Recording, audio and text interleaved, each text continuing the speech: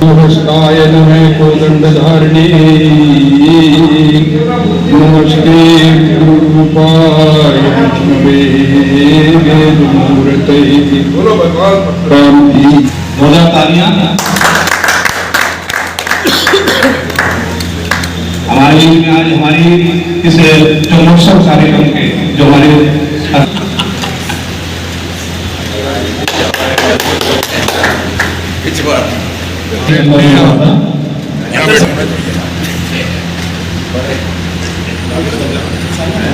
हमारे बल में कहीं कलेक्टर का सारा बच्चे कलेक्टर है। आ जाओ अध्यक्ष कुर्सी पाओ।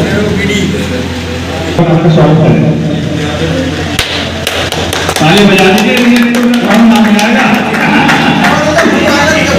मालूम नहीं आओ फिर।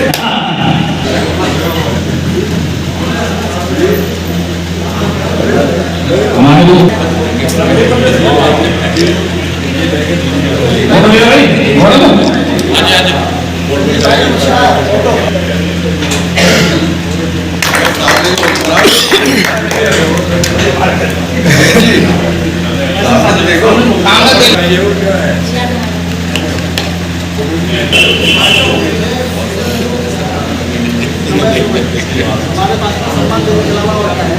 हमारे मंच में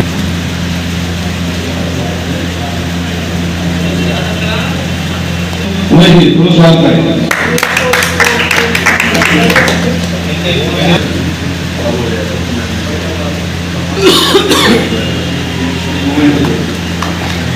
इनको पुरस्कार दिया जाता है जो कि हमारे मुख्य धार्मिक कामों में बढ़ चढ़कर भाग लेते हैं।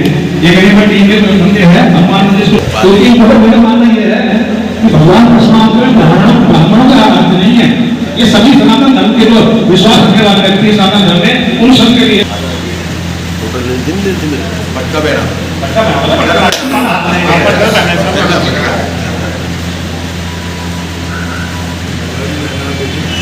हमारे बीच में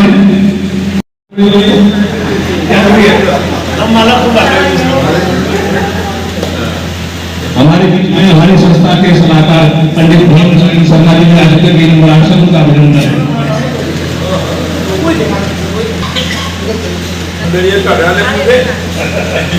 नजर लगेगी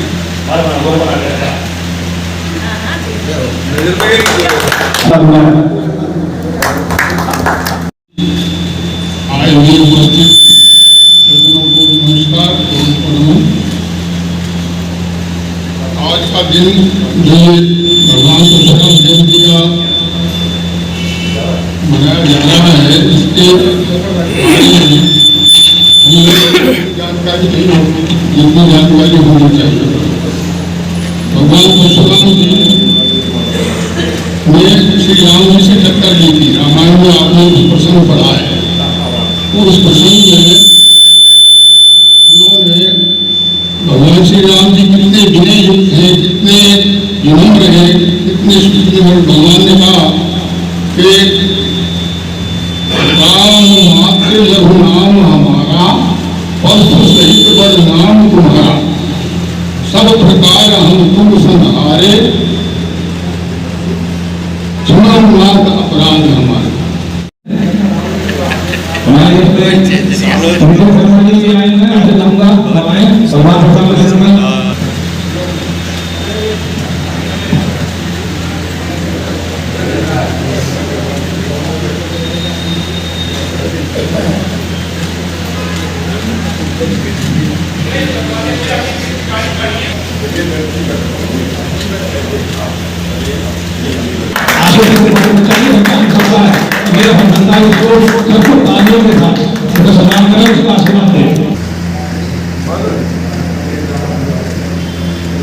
उसमें पंडित विजय शर्मा जी आज उनसे निवेदन करूंगा वो आए भगवान परशुराम के चरणों में प्रसादित करके आशीर्वाद प्राप्त करें।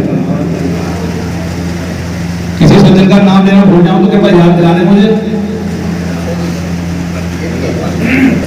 ठीक हो जी।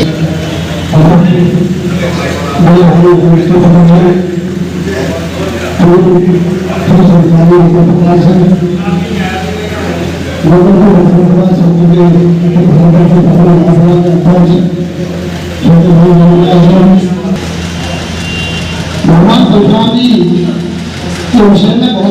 लोगों को जानकारी है कि थोड़ा सा प्रकाश मिले। भाई देवी पाठक जी का आदेश हुआ है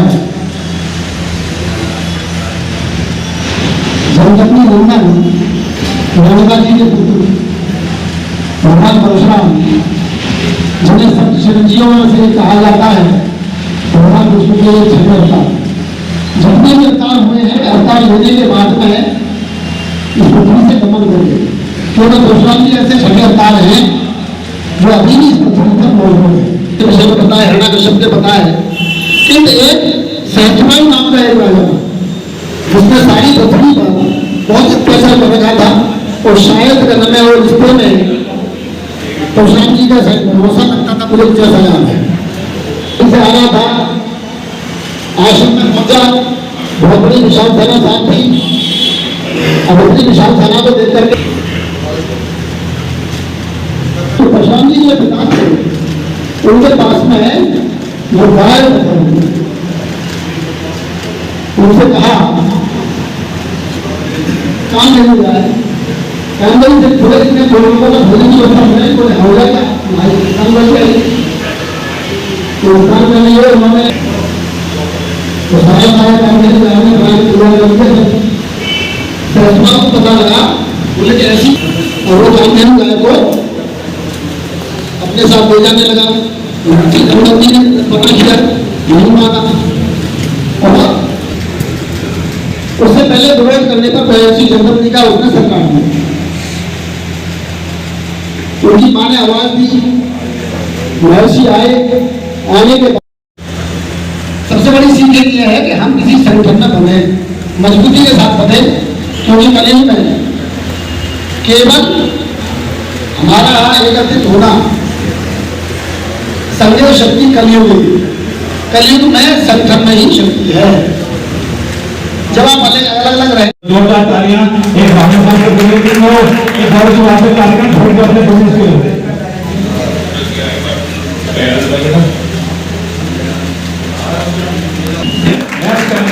वहां उसके बनाकर बनाकर समाज करेंगे और वीडियो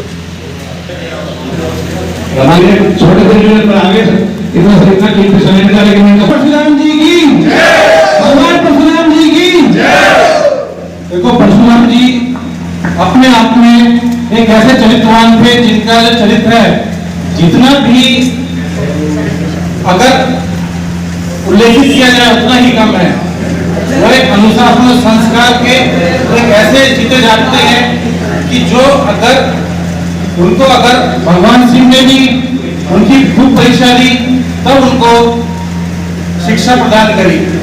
उसके उपरांत जब उनके पिताजी ने भी उनसे कुछ शिक्षा के रूप में कुछ मांगा, उसके लिए भी उन्होंने बेधड़क आगे बढ़ के काम किया। तो वो अपने आप में एक अनुशासन के स्रोत थे। अगर हम अनुशासन के ऊपर चलते हैं, अगर आप एक अनुशासन में चलते हो तभी आप अपनी जिंदगी को बहुत अच्छे तरीके से जी सकते हो। अब मैं जो वक्ताओं से सारे वक्ता हैं ब्राह्मणों को सबसे बोलने में थोड़ा सा यह हो जाता है कि परशुराम से ब्राह्मणों में जाते हैं, ऐसा नहीं है। सनातन धर्म को मानने वाले सभी के लिए पूजनीय है भगवान परशुराम। तो हमने इसी संख्या को बढ़ाते हुए अपने समाज के अंदर कई लोगों को बुलाया है, अन्य समाज से जैसे कुशवाहा समाज से भी है, हमारे जाट समाज से भी हमारे मनीष साहब लोग कार्य करने में आए हैं, हमारे मुकेश पांचाल जी जो ब्लॉक कांग्रेस कमेटी के अध्यक्ष भी हैं और जिन्होंने अभी 3 दिन या 4 दिन पहले परशुराम जयंती मनाई थी और इतनी गर्मी के मौसम के अंदर सब पर ठंडा एक शरबत बलबल आया था, इसलिए बहुत बहुत चाहिए। चंद्रमान कहीं और जो प्रकार की चले गए सभी को प्रणाम।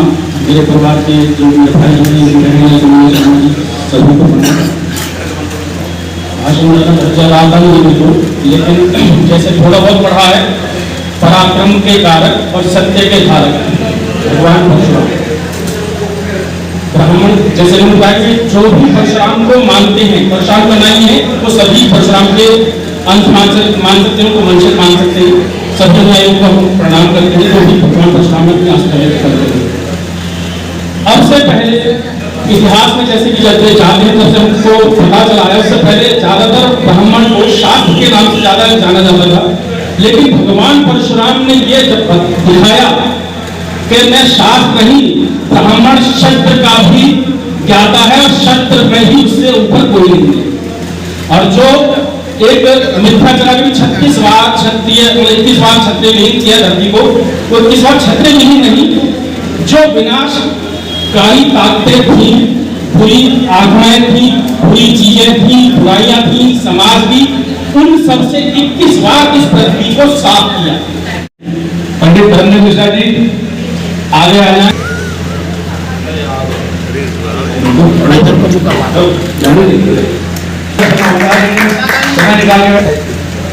महिलाओं के नंबर थोड़ा दो बनता होगा उसके। राम प्रकाश गुप्ता जी के हमारे कितना आए हुए हैं? एसपी जी, राम प्रकाश जी हमारे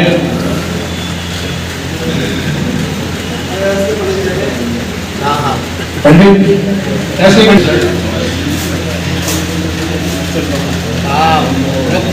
गेट ही खोल देना चाहिए।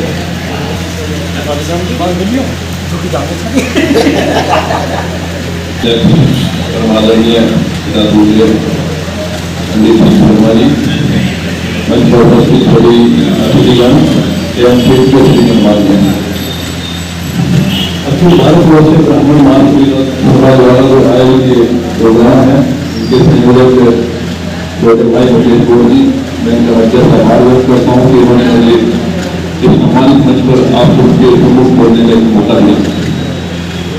ये हमारे पंडित जी समाज ने बताया था कि एक ऐसे अवतार हुए विष्णु जी के छठे अवतार हुए जो आज भी विद्वान है, अन्यथा सभी जो है दूसरे गौर चले गए। महाभारत हो चाहे रामायण हो चाहे भागवत पुराण हो चाहे शिव पुराण हो चाहे कल्कि पुराण हो, सबने जो है भगवान परशुराम जी का उल्लेख हुआ है। और सबसे बड़ी बात यह है कि वैदिक काल के समय में जो एक बड़ी व्यवस्था थी वो इंसान के कर्मों के द्वारा इन्होंने भगवान परशुराम जी ने भागवत ग्रंथ के ब्राह्मण परिवार में जन्म लेकर, लेकिन कर्म से क्षत्रिय थे, और कर्म से क्षत्रिय होने के उपरांत भी इन्होंने जो विनाशकारी जो क्षत्रिय लोग थे उनका भी संहार किया। समय समय पर जो है क्योंकि उन्होंने शोषित वंचित समाज के प्रति जो भी क्षत्रिय हो चाहे किसी भी अन्य वर्ग का हो, उसका हमेशा दर्शाकारी किया है। भगवान परशुराम भगवान शिव के अन्य भक्त थे और भगवान शिव जी ने भी जो है इनकी भक्ति से, इनकी साधना से प्रसन्न होकर इनको बहुत सारे अन्वेषण और शास्त्र का ज्ञान दिया। हम कह दिया ना, हम तुम्हारे बड़े हैं, जब पानी पूर्णिम पाशा देगा उसे देगा समुद्र है राहुल सच।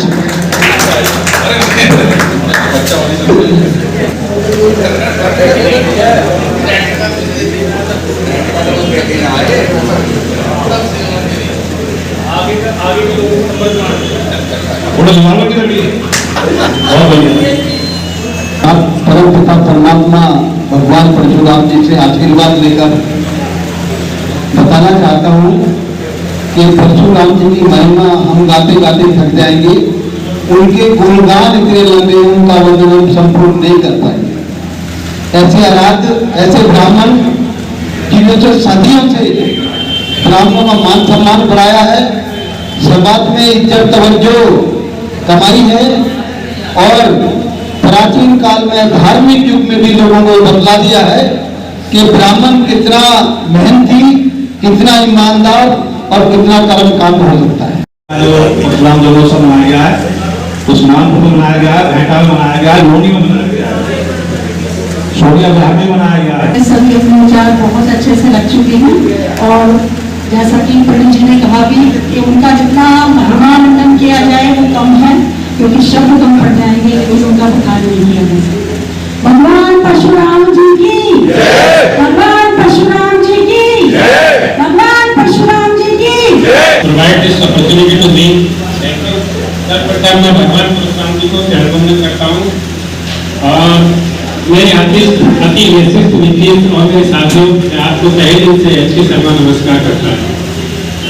साथियों, आज भगवान परशुराम जी का जन्मदिन का सेलिब्रेशन हो रहा है। इसके उपलक्ष्य में हम लोग यहाँ इकट्ठे हुए हैं। भगवान परशुराम जी का जन्म बैसाख मास के शुक्ल पक्ष की तृतीया को हुआ था, जिसको अक्षय तृतीया कहते हैं। भगवान परशुराम अपने वर्षे के लिए बहुत विख्यात हुआ करते थे। आपके अंदर बहुत ताकत हुआ करती थी। आपने इस धरती को क्षत्रियों की हित किया था कई बार और ब्राह्मणों को दान किया था। नौजवान साथी, मातृशक्ति और साथी, भगवान परशुराम के बारे में बोलने के लिए इतने महानुभाव लोग बैठे जो उन्होंने बोला है, मैं जाकर संग्राम खाली पहले से बैठे हैं। मैं तो सिर्फ आपसे हाथ जोड़ करके विनती करना चाहता हूँ कि जो ब्राह्मणों ने अपना अस्तित्व खो दिया है, इसको प्राप्त करें, उसके लेकर के आगे चलें समाज में, क्योंकि समाज में ब्राह्मण ही वे समाज को प्रेरणा देता है। और जब ब्राह्मण ही अपने रास्ते से भटक जाएगा तो कुछ नहीं हो पाएगा।